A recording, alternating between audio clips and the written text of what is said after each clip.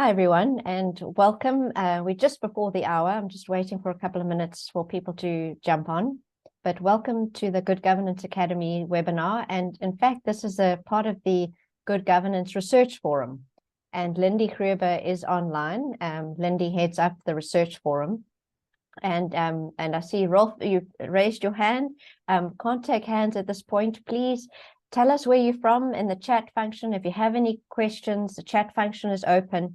The reactions are also open. So if you like something that the speakers are saying, please react, clap your hands, thumbs up if you like what's happening. If you have any questions that you'd like me to pose to the speakers today, please put the questions in the Q&A so that I can easily navigate, or we can easily navigate to those Q&As, those questions of yours. But please do let us know where you're from in the chat function. I hope that it's open for everyone now. And if you do have any questions for me of an operational nature, you're welcome to put them in the chat function. I'll be managing and monitoring the chat function, as will Lindy. So without any further ado, we are at the top of the hour. I'd like to welcome our two speakers today on a really important topic around local government and the governance of local government. And I'd like to welcome Dr. Inan Izci and Dr. Erkan Ermaz. So thank you very much for joining us today, both from the Arguden Governance Academy. I'd like them to introduce themselves in a little bit more detail in terms of their credentials and their academic credentials and experience. And they're going to take us through a presentation slide deck today. And then the last 15-20 minutes, we'll be going through your questions, so that any questions you have, please put them in the chat function. And I'm going to hand over now to Dr. Inan. Thank you. Hello, everyone. My name is Inan Izci. I'm a political scientist by training. I started my career as a citizen advisor in London, actually. So my first job was advocating citizen rights and providing advice. I continued my studies as well as a professional life and mainly focused on local government, active citizenship at local level. And I have been with the Arguden Governance Academy for the last years. I am the current academic board member. Okay, my name is Dr. Erkan Ermaz. I am also academic board member in Arguden Governance Academy. I also am a consultant in ARGE Consulting. I had a background of 23 years of experience in private sector. Then I joined ARGE for the last 10 years period.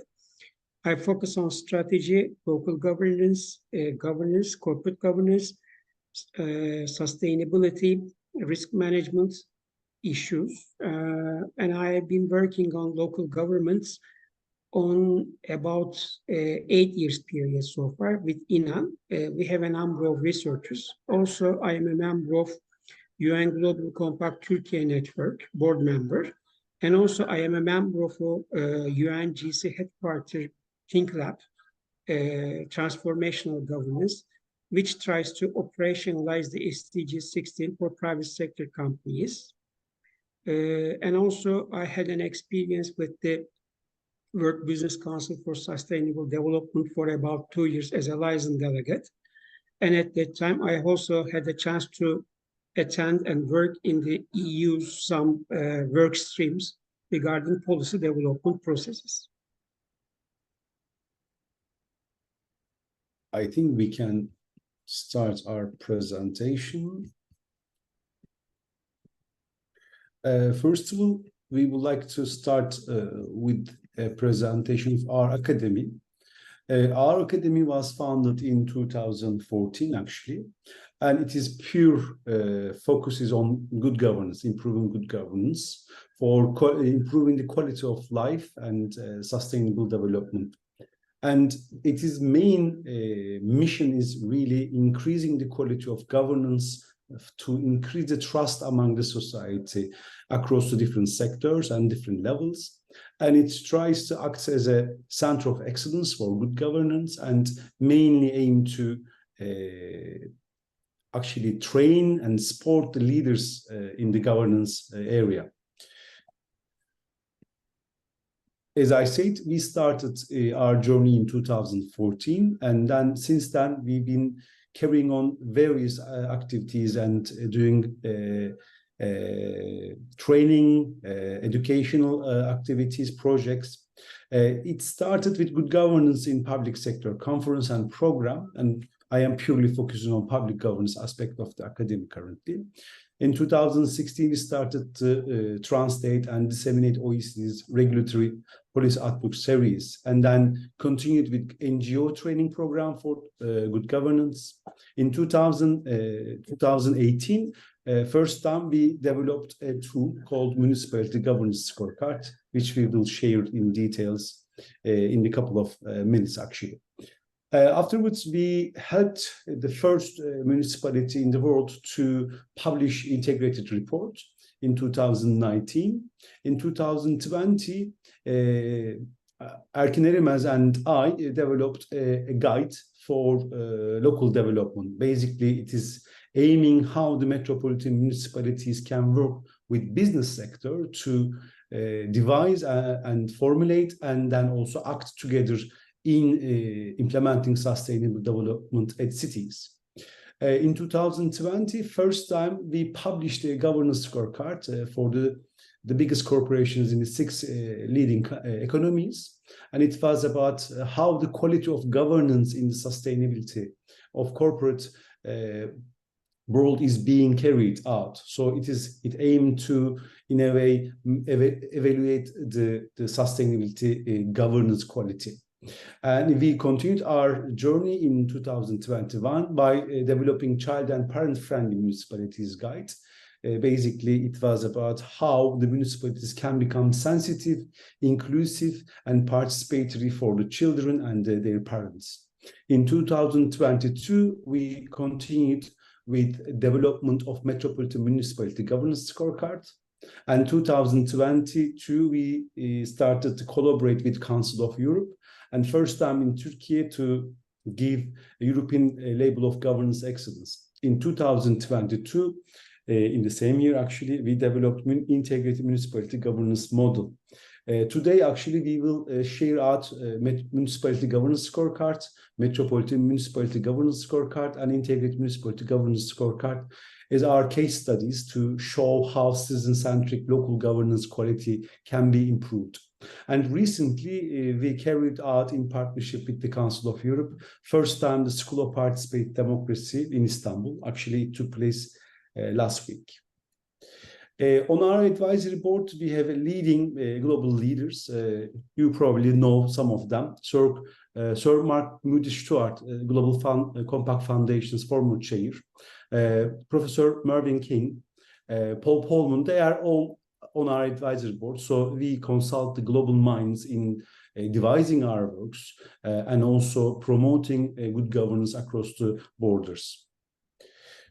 Our action lines are divided into 4: public governance, NGO governance, corporate governance, and global governance. In those 4 fields, we aim to improve the quality of trust, nature of trust, through strengthening good governance at different levels across different institutions. The aim is really improving the quality of governance for the sake of in contributing democratic societies, sustainable development, and quality of life for all. Today, we will share out 3 different tools that we developed and applied in Turkey, and some of them are actually in cooperation with other institutions, especially the last one. And I will go in details step by step. First of all, I like to start with the Municipality Governance Scorecard. I mean, as we all know, the world is undergoing a huge transformation. There are multiple challenges: climate change, migration, digitalization, backsliding democratic values, increasing social polarization.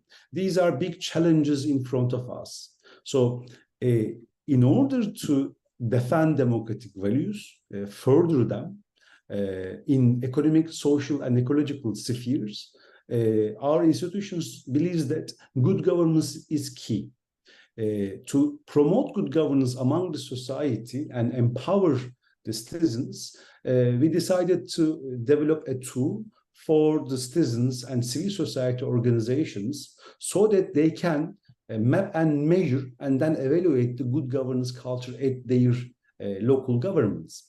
This is very strategic choice because local governments are the closest institution, public institutions, where citizens can directly involve in different areas of life. So it's a very comprehensive political institution and public institution as well. So our tool aimed to, first of all, promote good governance among the civil society, but also support local governments who wants to improve their quality of governance. Also, we wanted to identify development opportunities, basically how they can improve, where they need to improve. Also, by finding out and sharing out good practices, we wanted to stimulate peer learning among the municipalities. It's a unique model developed by the academy, but it's in line with the international approaches. In that sense, United Nations, Council of Europe, and OECD were the main institutions that we were inspired, and we analyzed their approaches. But it can be also applicable in different countries. There are certain conditions, but it is, in a sense, a generic model. What it does actually, it does 7 principles along the 4 different stages of governing and across the structure, implementation, and measurement. So on the right-hand side, when you look at the circle, you will see the principles, governing stages, and governance steps. So we developed 220 indicators along these 3 dimensions, let's say, to be able to measure the good governance culture and evaluate what extent they are really contributing to the level of trust. When we developed our indicators, we looked at international approaches, but also domestic legislation and local governments' institutional arrangements, because to be able to identify right indicators, you need to look at each of these parameters. It's not a perception-based research method. It is a citizen-centric analysis method, relying on publicly available data shared in digital space. So we devised a scenario that any citizen with a computer should be able to map and measure and evaluate the governance quality of local government, since that everything is being digitalized in the world, and the local governments have the means to publish these data. A simple yes or no, or present or absent option is used in this tool, and it is touching almost every aspect of local governance climate, whether it's the stakeholder engagement, strategic planning, budgeting, and all dimensions of governing is basically looked at by these indicators. And finally, the waypoints are used for reaching out a certain point for each local government. This is an example from Istanbul. Istanbul has got 39 district level municipalities. We excluded 2 of them because because of the population, the size of the municipalities, they are not required to prepare strategic plans. So our model is heavily based on strategic planning, performance programs, and annual activities reports. These are the source of data, basically. When you look at the results, you can see between the 250 up to 750, you can read it as 25% to 75% of municipalities cluster. 3 of them were the leading municipalities, and then the rest mainly between 40% to 55%. And the laggards are the 3 municipalities. It gives us a good picture of the level of good governance in the city by looking at the district level. On the right-hand side, you see a scorecard for a municipality. As you can see that there are governance cycle, basically decision-making, resource utilization, service delivery, and institutional capacity. What we mean by this, decision-making at different levels, different structures. Resource utilization is mainly about budget and expenditure. Service delivery, how the municipality deliver its services, but also projects, investments, and all activities, basically, and institutional capacity. As you can see that there are bars in that. The triangles gives the top tiers, and the lower triangles, the lower tiers. And then you look at the basically these squares where the municipality stands. And when you go down, you see the principles for each principles. For instance, on the fairness, this municipality fares between the 75 to 87.5%. So it gave an overall score for each municipality. And by this way, we wanted both municipalities and citizens to be informed of the prevailing quality of governance in their district. So it's a true learning tool for both citizens and also municipalities as well. And then we also developed a website where the citizens and the municipalities can access and look at their scores, as well as the methodology, as well as their each points and indicators. So it became in a sense, open source for measurement. And you can Google the municipality governance scorecard to reach it. It's available in English, and so you can read in detail. Following this, in 2022, we decided to do and apply this method for the metropolitan level, because metropolitan level is playing a meso level of governance. Basically, it stands between the national and district level and has a much more institutional competences and resources. So it acts as if it's a medium level or meso level municipality. And as you very well know, that world's motors are these cities. It's whether it's Paris, Mexico City, Tokyo, Istanbul. These are the cities that are drivers of the societies and economies across the world.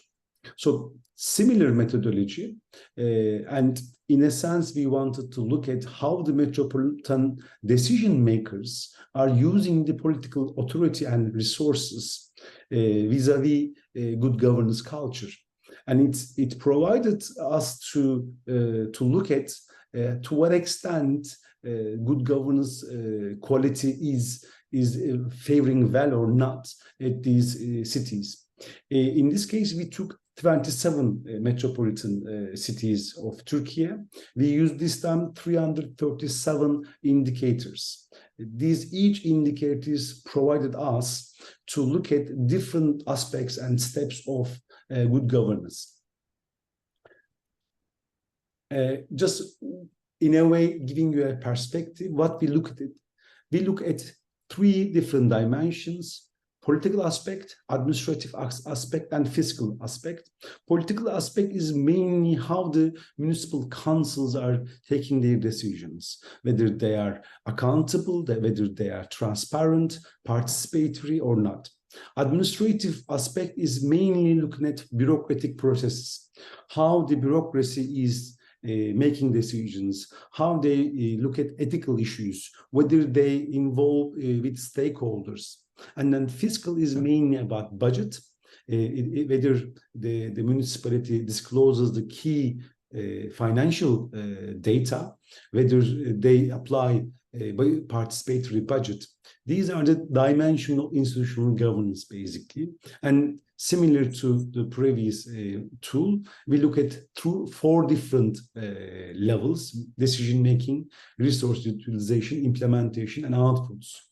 And what we look at also continuous learning. So is there a structure, a objective, some sort of a measurement? For instance, does the municipality has a gender equality unit? Do they carry out activities for gender empowerment, and how they measure it and disclose this? These are the type of indicators that you will find at the Metropolitan Municipality Governance Scorecard. And then you see the principles down. We developed these 337 indicators along these 7 principles. So we measured principles, how they are enacted at different stages of local governance or metropolitan governance. In similar vein, we developed an open source. So there is a website for it. You can click any metropolitan city and then look at their score. And you can also see the average of them. These 2 tools, to wrap it up, is actually the first time a citizen can just use their computer and to be able to measure the quality of local good governance. So it is first of its kind. There are different approaches, different tools. Some of them perception-based, so basically surveys are used. Some of them are purely city-level indicators like indexes. But this is the first time that citizens are empowered to use digital space to map, measure, and evaluate the quality of local governance. And it is accepted by the OECD, United Nations, and the World Bank as the first of its kind. So we strongly suggest that you have a look at websites of those 2 tools. But if you take this story the other side, if there is a municipality or metropolitan authority who wants to improve their quality of governance, then the story changes, because this time it is not the citizens, it is the local decision makers and bureaucracy. If they want to improve the governance quality, what they should do. In that sense, we decided to develop a model called Integrated Municipality Governance Scorecard. Basically, it tries to enable municipalities to apply good governance holistically in all structures and processes. What I mean with this, following the same gender case, for instance, if a municipality wants to improve the gender equality in a specific area, do they have a municipal commission for it? Is there a bureaucratic unit for it? Is there a budget, certain budget allocated for this unit? Strategic plans or objectives are there to be applied, and do they deliver the services or the activities as required, and then you also measure it. So these are typical points for indicators, basically, and this time for the municipalities. It aims to help to improve the quality of decision making, identification and prevention of risks at early stages, and optimal use of public resources. In a way, it supports the sustainable development efforts at local level, and also increasing the quality of life for citizens. And overall, it helps to improve the local participatory democracy, social cohesion, and active citizenship. At this point, I pass the word to Dr. Erkin Erimez. I think he will take it from here. Actually, why have we developed this model? Actually, we need to, maybe I need to some little bit explain. When we make these scorecards, what we have seen is that actually institutional capacity of the municipalities needs to be improved. Inan, could you get to the next slide? Okay. Needs to be improved, because actually, let me add something to my resume. I am an active member of integrated reporting community from the start. I have personally met with Mervin in 2010, and from that point, we have always contact with each other. And I was an active member of this community. And we as Academy also worked with this group when it was integrated reporting, then value reporting foundation, now in an IFRS. And I'm also certified trainer, one of the certified trainers of the IFRS on integrated reporting. There are 14 companies, one of them is Arge Consulting. So I'm aware of this, especially the basic of integrated reporting is the integrated thinking, actually. What we have observed in municipalities and also in public institutions, because we also have make recommendations to OECD, EBRD, and sometimes EU and IFC as well. On this issue, we always see that whole of government, or maybe a holistic perspective needs to be implemented in such an environment. So what we have observed that this integrated thinking approach lacking in municipalities. Therefore, with let's say introduction of ILOC in Turkey, then we see that these 12 principles also need some integrated thinking approach as well for the implementation in the local governments. And based on that, actually, we worked on these ILOC principles. Actually, there are 12 principles, but there are 97 sub-indicators regarding these as well. And we have seen this, there is a need for improvement of them as well. And we communicated this to the Council of Europe, and they said that, okay, you're right. And we triggered a new work on that to improve these sub-indicators as well. So our way of thinking, this integrated thinking approach, is a critical enabler of improvement, not only in Turkey as municipalities, also European perspective as well. So I would like to say that this model's basic principle is integrated thinking. What I mean by that, because when you are making a decision, you need to consider different perspectives from inside and outside of the company, or not company, they say, in this case, a local government. Therefore, the participation is critical, both internally and externally, and also you need to think not in silo perspective, but in a, let's say, forming teams to make some decisions. Because when you are conducting some processes, you need to interference of different groups in the municipalities. Therefore, integrated thinking is critical in this case. And we adapted ILOC principles because actually they are internationally accepted, and that actually improves the legitimacy of this perspective. The continuous development is critical. We need to learn from experiences to improve our perspectives, our activities, our policy-making processes, our decision-making. Therefore, we need to learn from our experiences. And also, we need to, let's say, adapt and make part of a municipality's activities in decision-making, in service delivery, and also in learning from experiences. So this is the deployment side. So when we look at it, actually, we have seen that integrated thinking and the good governance principles are the basics of this model. What we have seen is that there are 4 processes in municipal activities. One of them is policy development process. The second is planning. The third one is deployment. And the last one is the learning. What we mean by that? Actually, when you are making a long-term decision, because local governments need to make some long-term decisions from now on, actually it's becoming clear that cities are becoming an important development centers all around the world. Therefore, policy decisions in collaboration with the central government is key to be an enabler of development in cities.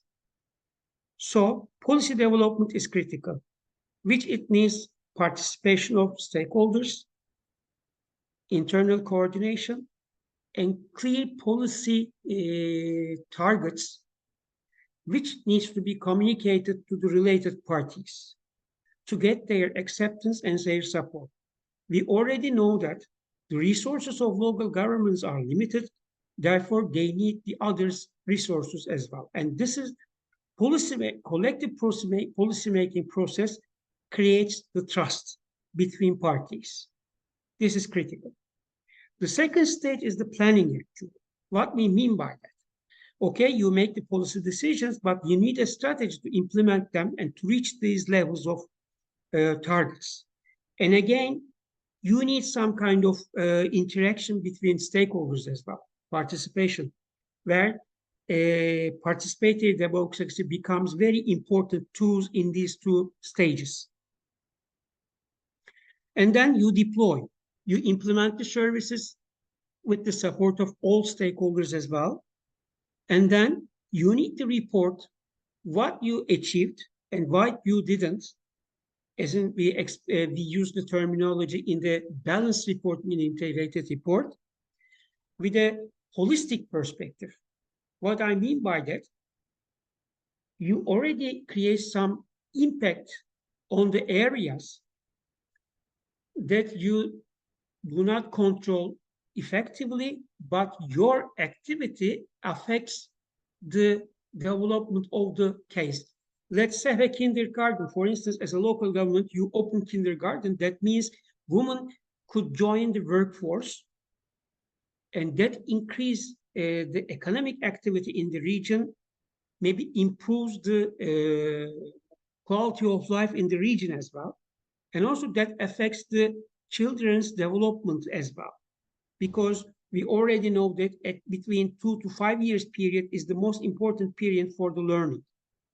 So these are the impacts that you create. So when you are making a policy decision, you also need to consider these facts as well, making impact assessments on this. So we try to focus on these, and we try to make clear for the local governments why these are important and how these could be implemented.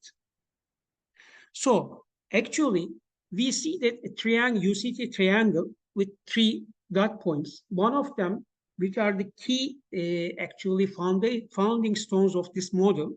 One of them is the quality of the participation. As I said, participation is an important part of this process.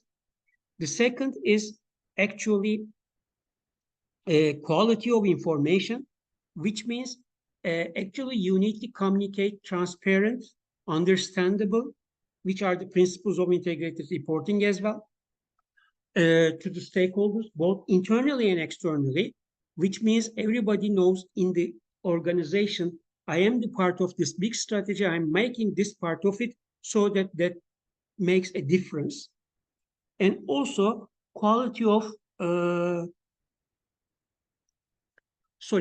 the third one is actually a quality of the institutional capacity. What I mean by that, you already know that you have some capability, but to reach the required level of, let's say, improvement, you need to improve your organizational capacity. That means maybe you're making a new organizational structure, maybe you are developing your people so that you could achieve these targets. So these are the 3 founding stones of the model that make municipality successful in improving quality of life of the citizens, because local government's main responsibility is supporting the development, sustainable development, and also improving the quality of life in the district or metropolitan or other regions as well. Next slide, please. So we actually focus on this, and we try to explain how this model will help them to improve interaction internally and externally, and how this model could help them to form cross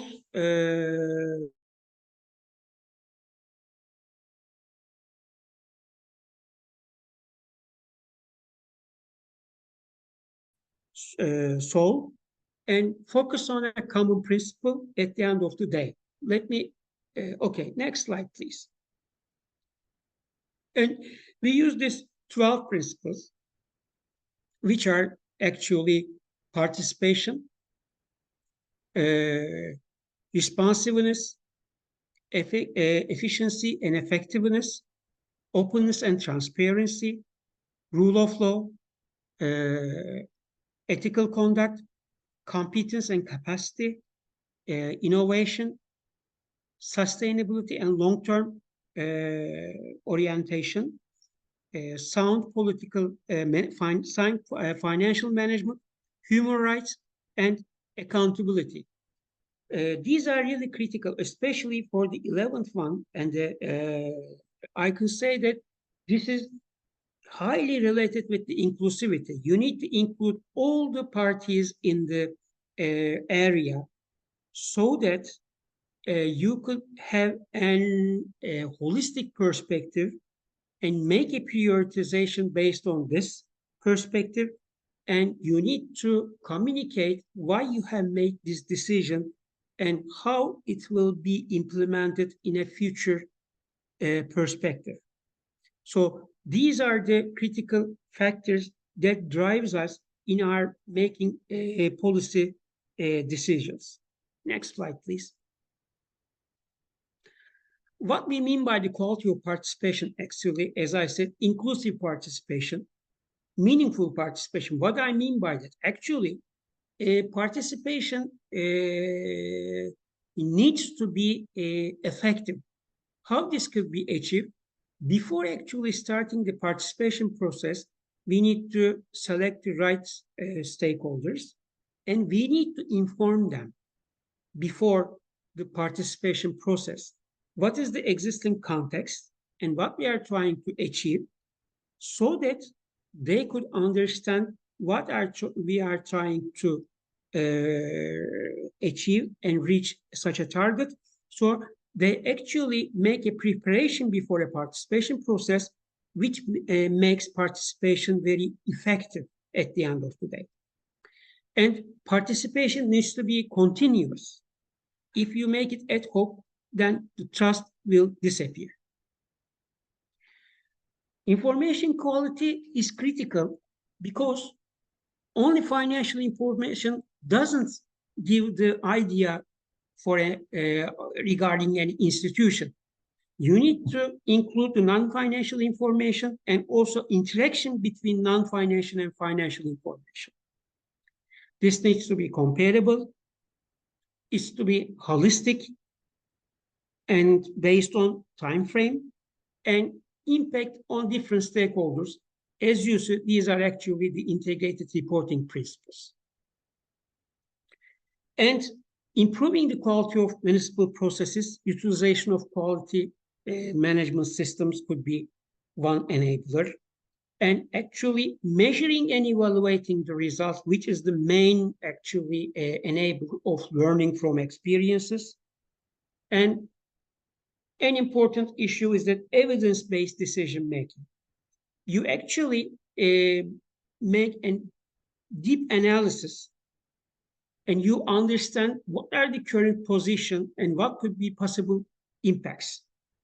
This doesn't mean that always you make decision based on that deep analysis, but you can do a different decision based on the analysis, different, let's say, direction by taking the risk so that you believe that will create more favorable result. But you already, this evidence-based decision-making shows you all the related risks so that when such a thing occurs, you can take necessary measures immediately when such thing occurs because you are aware of it and you know how to manage that at the start. So these are the critical points that you need to consider on these three foundations. Next slide, please. Okay.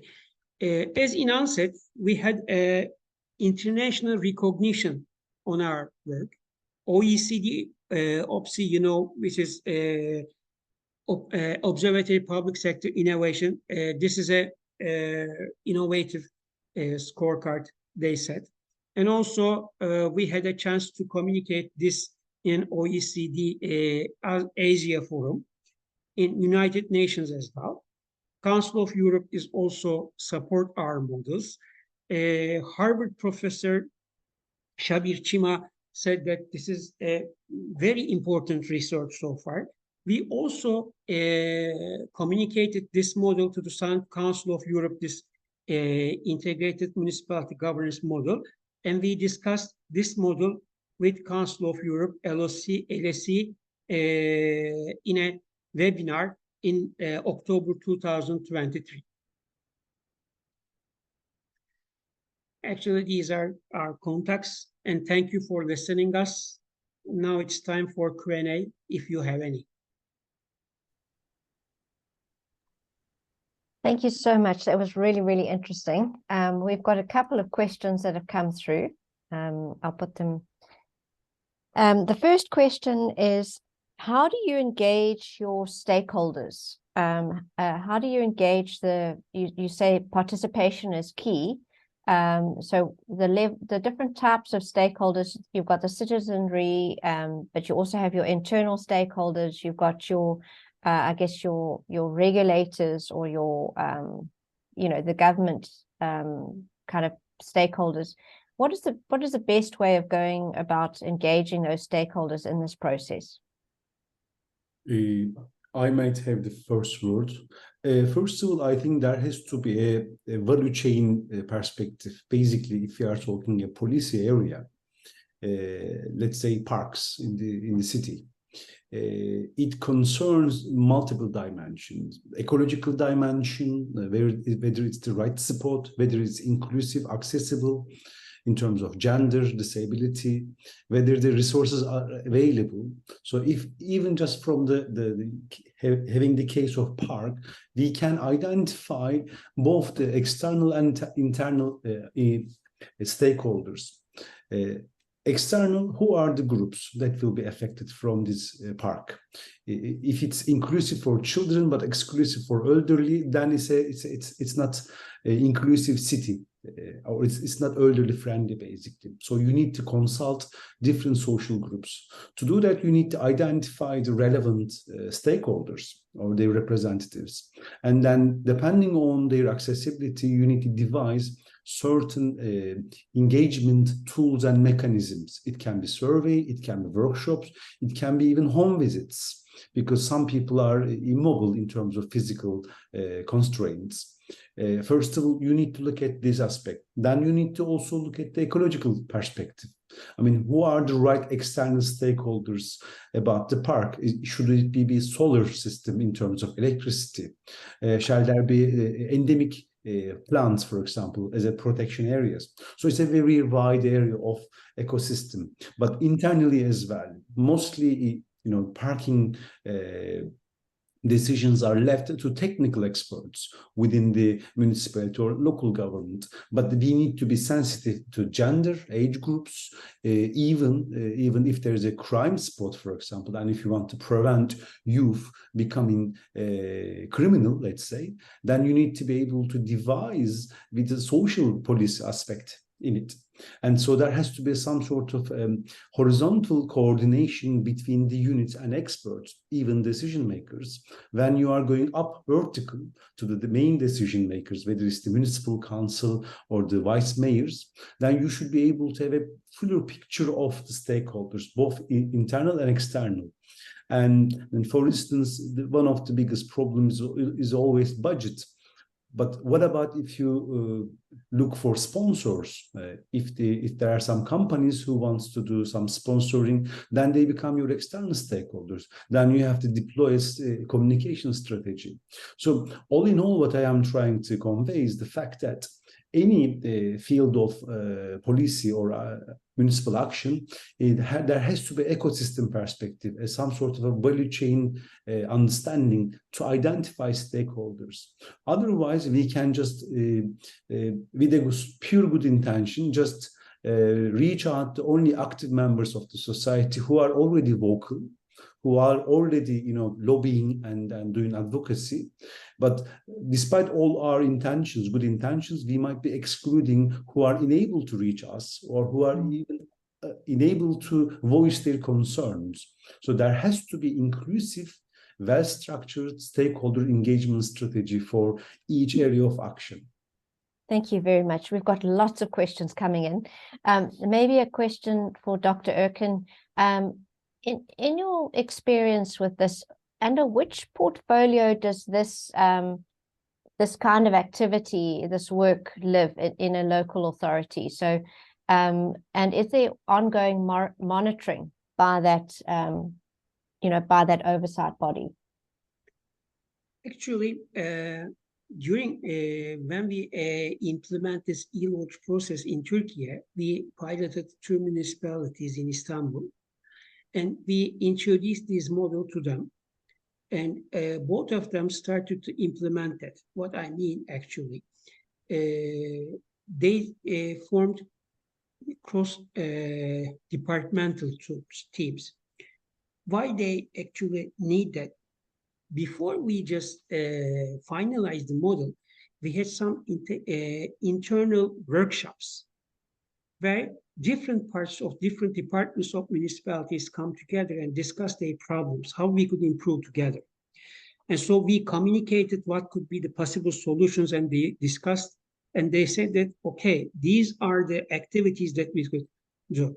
So one of the municipalities formed a governance department, which actually monitors all these activities. We actually developed some indicators for them to follow the performance, and that improved, not fully, but in some manner improved the interaction between departments, which improved the efficiency of the system and also helped them to improve their communication with the stakeholders as well. But it is only the district municipality level. This could be replicated at each level of government. But when you go up to the next level, it becomes more complicated, because now in this case, you have more than one institution. At the city level, you have governorate, some other central government institutions in the city level, and also the local municipality. So this makes system more complex. And in this case, actually bringing them together for a common purpose sometimes becomes difficult, because everybody fights for its own targets. And that's the biggest issue in the everywhere, in the private sector, also in the public sector as well. So as I said, we have made recommendations for the OECD. What we see there is also whole of government is an important issue, needs to be improved perspective. So this is the case a level above the district municipality level. It needs and takes more effort to coordinate.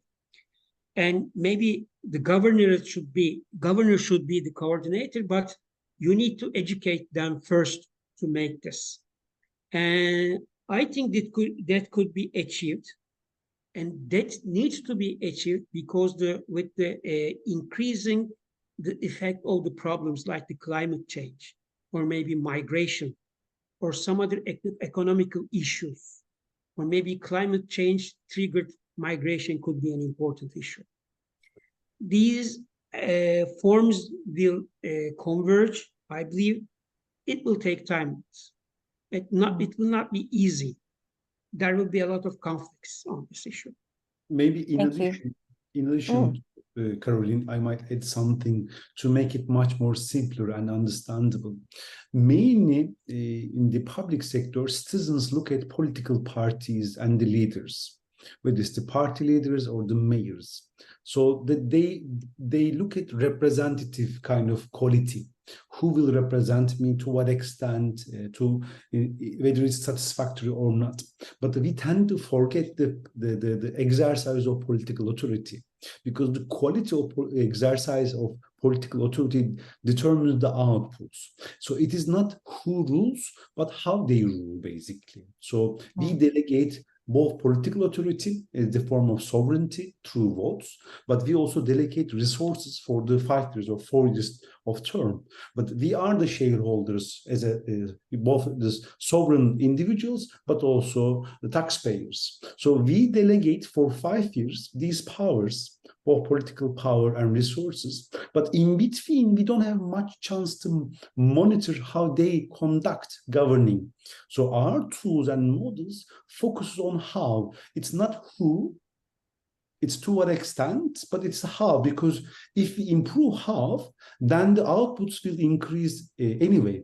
Regardless of its left wing, right wing, pro or anti, it is a matter of, do you engage right stakeholders? Do you gather right data for decision making? Or is it just opinion or intuitive decision making? Or are you thinking in silo mentality, or are you thinking in a holistic matter? Your purpose, your activity, your KPI, and your impact are aligned or not? Because you can have the best purposes, but if the activities are wrong or measuring wrong KPIs, then impact will be unintended. So it will be waste of resources. And this question of how is the crux of our kind of concern, because in the world across the borders, the people's trust to political representatives are declining. So that we can understand from the voter turnouts, from the surveys, and so on. So how to increase trust between the ruled and ruling, or the governed and the governing, are actually changing the relationship based on rather than hierarchy or power or pure election. It is a constant engagement based on transparency, accountability, participation, so that the polity or the state and society becomes interactive, in a sense, mutually enforcing towards better governance, better outputs. And that is the role. Thank you. I think that transparency is really important. And it's one of the questions that comes through is, how do citizens, when they're accessing this information on how the person is, well, the municipality is governing itself or governing the matters, how they're governing, how can we trust that information? What kind of assurance does that, these scorecards actually have? And how can we avoid kind of political interference when the numbers aren't looking good? A couple of things. First of all, some of the main source of data is actually coming from publicly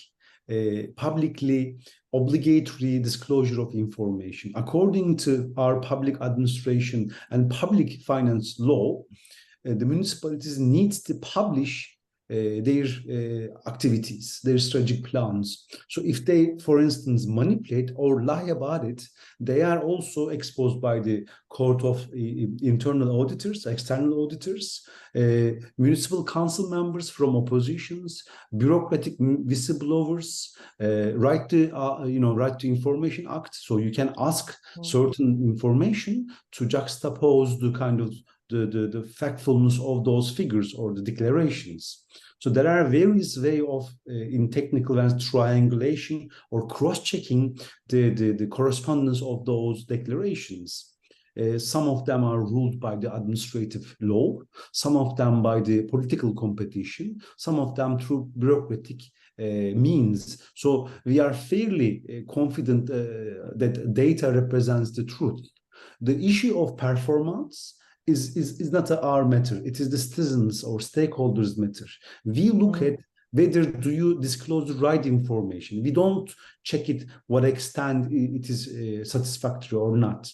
For instance, if you are doing current situation analysis in your strategic plan, but didn't identify your key stakeholders, looked at their quality of life, looked at their demands, complaints last 4 or 5 years, then how come you will be able to draw up a strategic plan for next 5 years? So just looking at those things, we know the fact that the quality of governing can be improved. And this is some sort of a historical baggage. We always tend to look at from our identities, ideological positions, or interests. But mostly, and time to time, it is about how we govern as well. The tools, instruments, steps, procedures. We try to highlight those things and make it transparent as much as possible in digital kind of era. It is possible, for instance. And then the more data is disclosed, we will be able to check it more. So we can cross-check through different sources of data. I hope that addresses the question. Thank you. You want to add? I would like to add. Actually, one of the purpose of our tools is to also educate the civil society as well. as an oversight body.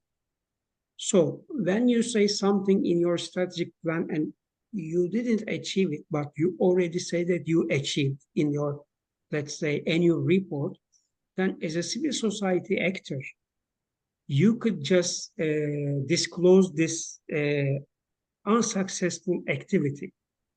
So you can just say that you already said you have achieved, but I just find out that this is not achieved, and you could give the evidence. So this is also a tool for civil society to monitor the municipal activities as well. This would give some strength to civil society in the long term, not in the short term, but with increasing oversight to the municipal activities. Thank you. And if I can stay with you, Dr. Erkin, there's a question around governance is not really how you should do things in terms of, I'll just use Peter Drucker, leadership is about what are the right things to do, and management is about doing those things in the right way. So I know that we've got that, we've got this fine line between governance and management. So we're looking at how the local government is being governed. So it's a bit of a combination of the two. So the question was, how do we make sure that the scorecard isn't used as a tick box exercise? So basically going through there, these are the indicators. So we're just going to look at those indicators only, rather than taking, as you say, an integrated thinking approach, or taking a governance approach, which is really about doing the right things. What are those right things that we should be doing? So how do you avoid and how do you guide municipalities to avoid that box ticking? There is a culture. Let me say something first, and I would just start and then you continue. Actually, we do not focus on the as a performance or the perceptions. We focus on the processes, governance processes. Governance is actually how you make the decisions. And also, actually, governance is related with the long-term strategy, not a day-to-day business, actually, when you look at from the corporate governance perspective.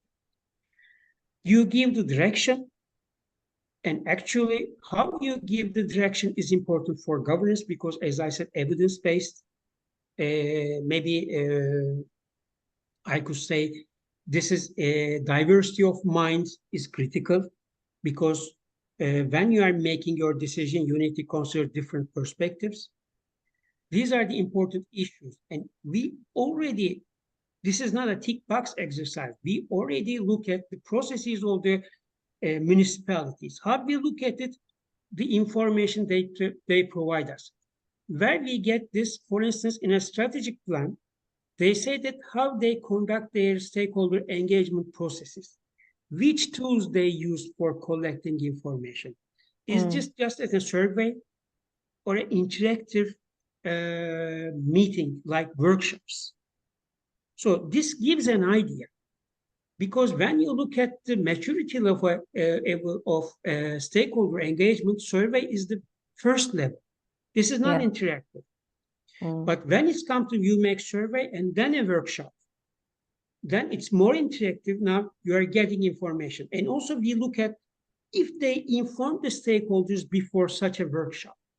So the key issue is that also you could say that actually disclosure quality is important. Yes. One of the main purpose of this scorecard is to improve also disclosure quality, which improves the transparency and openness.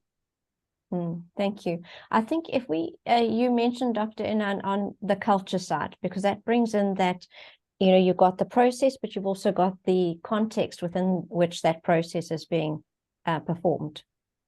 Yeah, I mean, the thing is that there isn't a structure that is universally applicable or over time. Within the same country, within the same municipality, things can change. Look at the pandemic, for example, period. Everything basically ruptured, and there has to be some sort of restructuring whole process. Issue is, I think, to understand the fact that the political power or political authority in the institutional form should have a certain culture in place. In some countries, there is an informality, highly informal, the ruling culture, for example. So it is the coalitions, pork and barrel politics and so on. But sometimes over procedural. So our indicators, each of them like pixels, they don't mean that much singly. But when you bring them together, they make a cluster, a meaningful cluster. For instance, we are talking about, again, gender equalization, a big issue. It's not just about the discourse, it's also the empowerment in terms of economy, childcare, health, issues, and so on. So there is a holistic perspective on it. So when you apply these indicators, what we look at, for instance, do they involve in a participatory budget? Is there a unit for it? So it's not just one tick box. You can say, yes, there is a declaration of gender equality, but how we gonna measure that it is implemented or observed? So we need to look at ethical commission. Is there an ethical commission at the municipality? For instance, if there is a claim that municipal staff act inappropriately, basically discriminatory in gender sense or race sense, okay, then it shows that that declaration is not observed. So that the whole indicators forms a culture, and these clusters as if the columns of these cultures. So to be able to gain, for instance, stakeholders' trust, so they participate, you need to be, first of all, transparent and accountable. If you're not transparent and accountable, you can't involve into participation, because they will see themselves as a democratic theater, and they are as if they are democratic kind of puppets. But if it's really about making decisions and getting outputs from them, you need to be able to each step show it. For instance, there are 5 or 10 NGO in a specific area, but you only invite one of them. So you're excluding even participation. Others. So you can't manipulate, basically. Yeah, I'm sorry, I need to call an end to this, but I have got one more question, but it's really specific question in terms of how people can engage with you. But I know that that's only for a specific part of the audience. So if I can keep you on for 1 more minute, but I can say to everybody else, thank you very much for joining us. And thank you so much for having the 2 of you come online and to speak with us today. It's been very, very informative. Certainly the audience has loved it. The video will be available on the website, so we'll load that up. There's your, okay, great. If they can email you, your email address is there. I'll share it. Well, people can see it. They can copy it out of the chat, because that's what people are wanting to know in terms of how to engage with you. So they'll drop you an email there. Thank you so much. Thank you very much, everyone, for attending. Thanks a lot. Thanks a lot. Thanks. Bye.